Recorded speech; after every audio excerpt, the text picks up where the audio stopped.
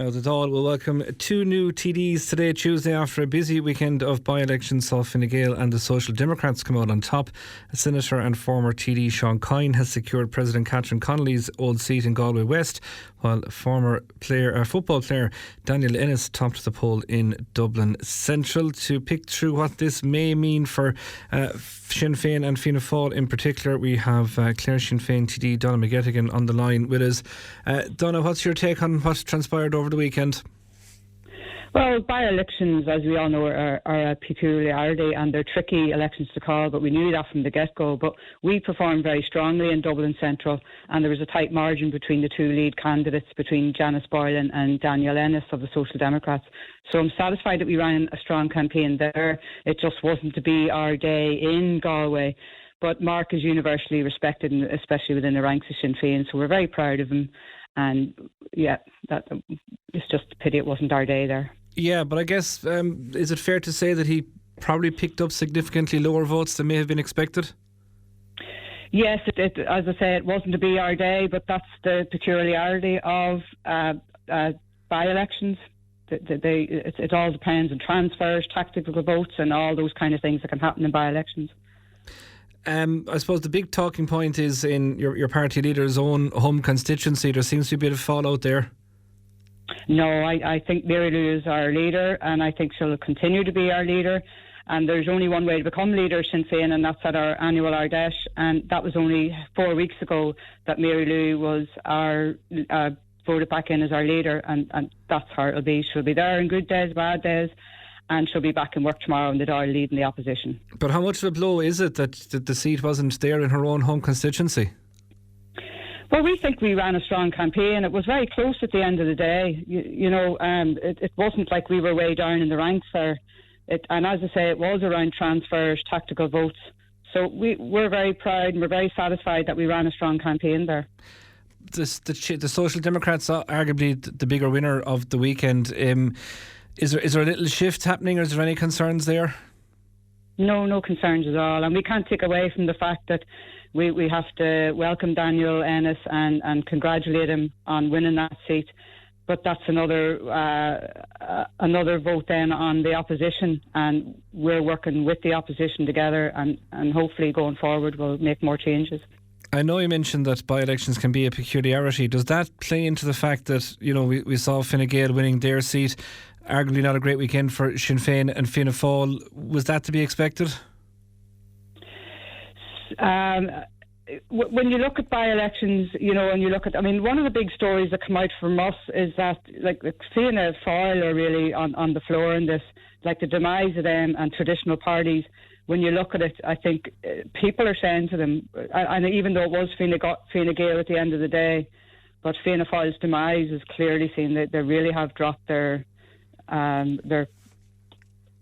position on the political ladder. But the Fine Gael victory, does that kind of offset a little bit that your traditional parties did indeed pick up one of these seats that was going? No, I think we need to just review this and see what we can do next on this. We've been absolutely centre in front when it comes to being opposition in terms of calling out the government. And, we now know we need to look really hard. We need to represent those that we represent uncompromisingly. And we need to take on this government, and we need to do it together. We need to work together and hold them to account, particularly in this cost of living crisis, because that's what's affecting people most. And the transfers you mentioned there as well, there seems to be some discussion around the amount of them that went left, so to speak. Was there a higher percentage expected to happen in that sense? I wouldn't call that now, but a very considerable number of people come out and voted for Sinn Féin, no matter what way you look at it.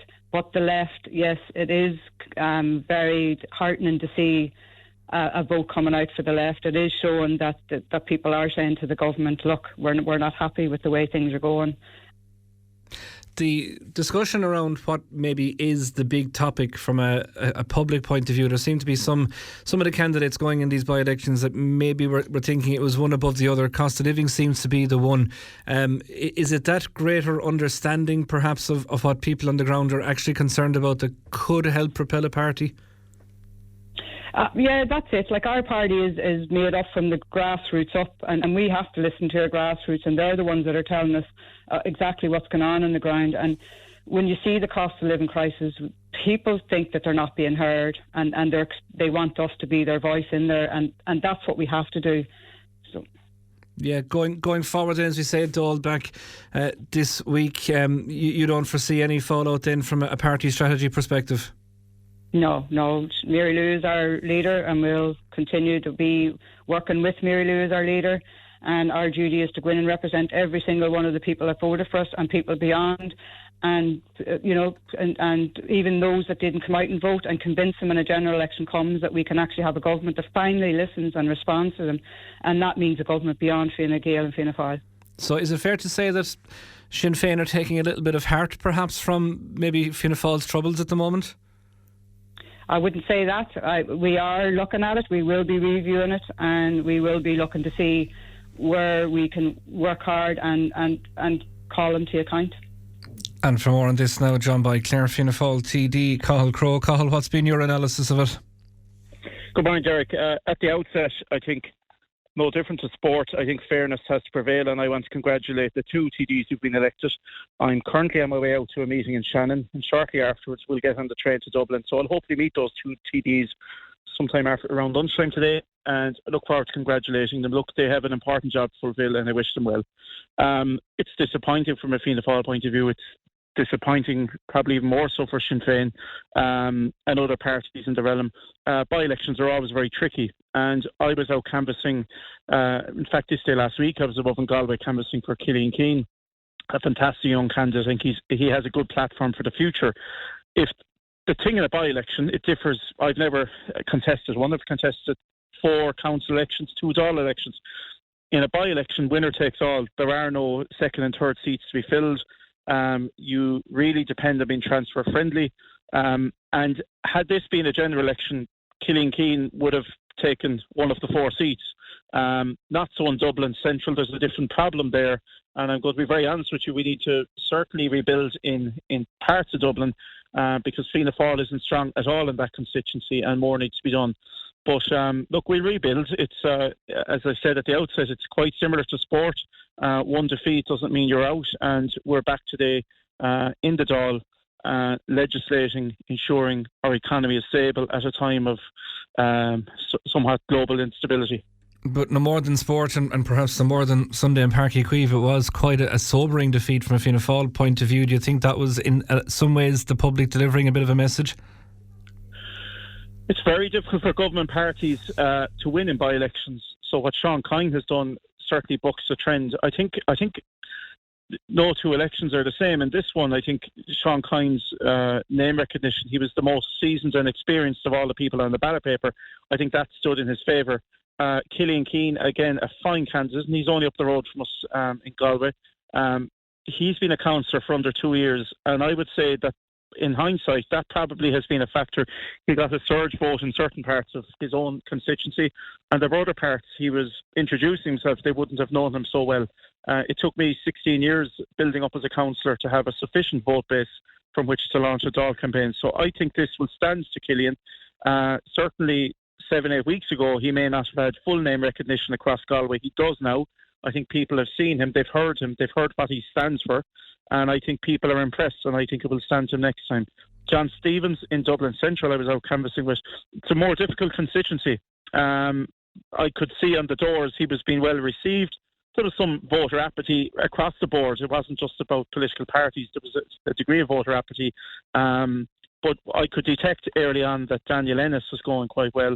And I could also detect on the doors I walked in Dublin, which was rather surprising, that Mary Lou McDonald and the candidate weren't polling well at all, which was unusual given that this is Mary Lou McDonald's constituency and her stomping ground. So it's sometimes easier to analyse things when you're a little out of the bubble.